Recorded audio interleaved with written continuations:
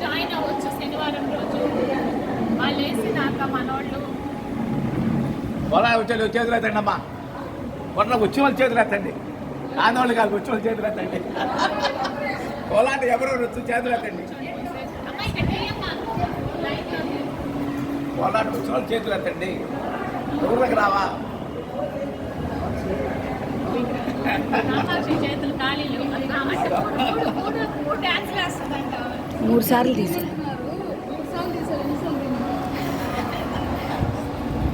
తొందరగా క్యాచ్ చేస్తాం.